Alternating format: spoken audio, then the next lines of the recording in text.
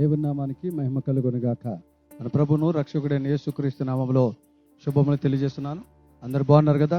మరొకసారి పరిశుద్ధాత్మ దేవుడు ఈ ఆదరణ గడియ అనేటువంటి దైవిక కార్యక్రమం ద్వారా ఉదయకాల సమయంలో మిమ్మల్ని మీ కుటుంబాన్ని దర్శించి ఈ విధంగా దేవుని మాటలు మీతో పంచుకోవటానికి పరిశుద్ధాత్మ దేవుడు నాకు ఇచ్చిన కృపను బట్టి ఆ దేవదేవుడికి వందనాలు చెల్లిస్తున్నాను.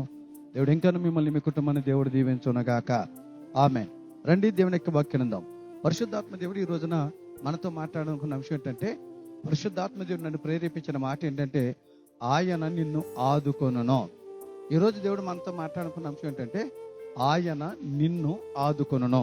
పరిశుద్ధ గ్రంథం నుంచి కీర్తన గ్రంథం 55వ అధ్యాయం 22 వచ్చిన మాట చూద్దాం. నీ భారము యెహోవా మీద మోపుము, ఆయనే నిన్ను ఆదుకొనును. దేవుడికి మహిమ కలుగునుగాక. దేవుని బిడ్డలను గమనించండి, వాక్యం వింటున్న దేవుని బిడ్డ గమనించండి. ఈరోజు చాలా మంది ఏమనుకుంటారంటే,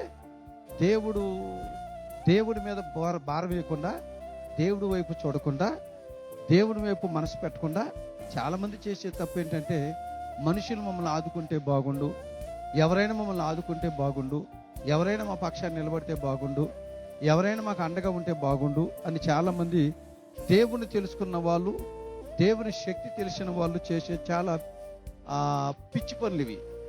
అయితే దేవుడు ఈ రోజు చెప్తున్న మాట ఏంటంటే, నేను మిమ్మల్ని ఆదుకుంటా. ఖచ్చితంగా దేవుడు చెప్తున్నాడు.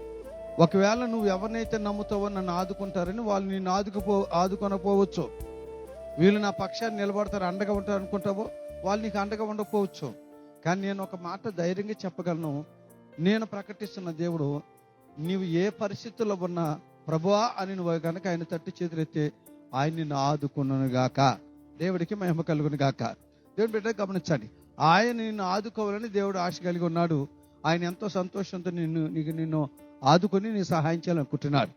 ఆయన ఆదుకోవాలంటే చిన్న చిన్న పనులు మనం చేయాలి. ఏం చేస్తే ఆదుకుంటాడో తెలుసండి? మన చిన్న చిన్న పనులు ఏంటో ఒక 2-3 విషయాలు చెప్తా. నీవు ఈ పనులు చేయి. నువ్వు ఏ పరిస్థితుల్లో ఎలాంటి స్థితిలో ఉన్నా దేవుడు తప్పక నిన్ను ఆదుకోను గాక. ఆదుకోవాలంటే అసలు మనం ఏం చేయాలంటే, 1 కీర్తనల గ్రంథం క్షమించాలి, పేతురు రాసిన మొదటి పత్రిక 5వ అధ్యాయం 7వ వచన మాట చూడండి. ఎవరు తమ చింత యావత్తు ఆయన మీద వేస్తారో. దేవుడికి మహిమ కలుగును గాక. ఈ రోజున దేవుడు ఖచ్చితంగా నేను ఆదుకుంటాడండి. ఎవరిని ఆదుకుంటాడో తెలుసా? ఎవరు తమ చింత యావత్తు దేవుని మీద వేస్తారో.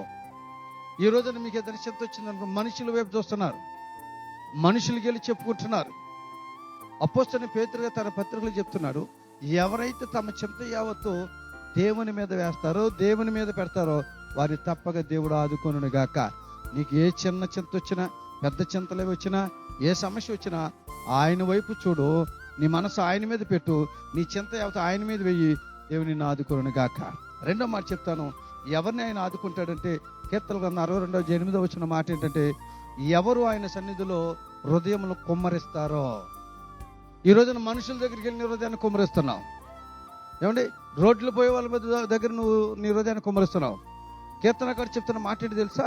ఎవరు ఆయన సన్నిధిలో తమ హృదయాన్ని కుమ్మరిస్తారో తప్పక దేవుడు వారిని ఆదుకుంటాడు. నువ్వు ఆయన సన్నిధిలో నీ హృదయం కుమ్మరించు, నిన్ను ఆదుకోవటానికి ఆయన రెడీగా ఉన్నాడు. నీ హృదయం ఎవరు పడితే దగ్గర వాళ్ళ దగ్గర కుమ్మరించొద్దు. మూడో మాట చెప్తాను, ఆయన ఎవరిని ఆదుకుంటాడు అంటే, పరిశుద్ధ గ్రంథం మాట కీర్తన గ్రంథం 27వ అధ్యాయం 14 వచ్చిన మాట ఏంటంటే, ఎవరైతే ఆయన కొరకు కనిపెట్టుకుని ఉంటారో వారిని దేవుడు ఆదుకోను గాక. దేవుని బిడ్డలు గమనించండి, నేను ప్రకటిస్తున్న దేవుడు ఆదుకునేవాడమ్మా.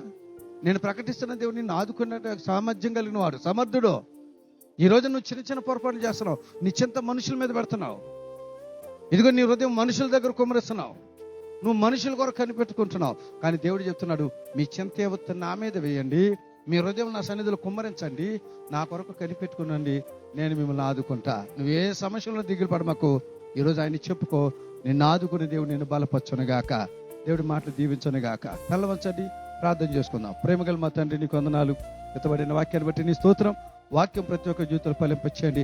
ఈరోజు ఈ లైవ్లో వాక్యం ప్రతి ఒక్కరు ఎవరు మమ్మల్ని ఆదుకోమని అడుగుతున్నారో వారందరినీ ఆదుకొని బలపరిచి సహాయం దయచేసి దీవించి బలపరచమని యేసు నామములో అడిగి పొంది ఉన్నాం తండ్రి. ఆమేన్. దేవుడు మిమ్మల్ని దీవించునుగాక. ఆమేన్.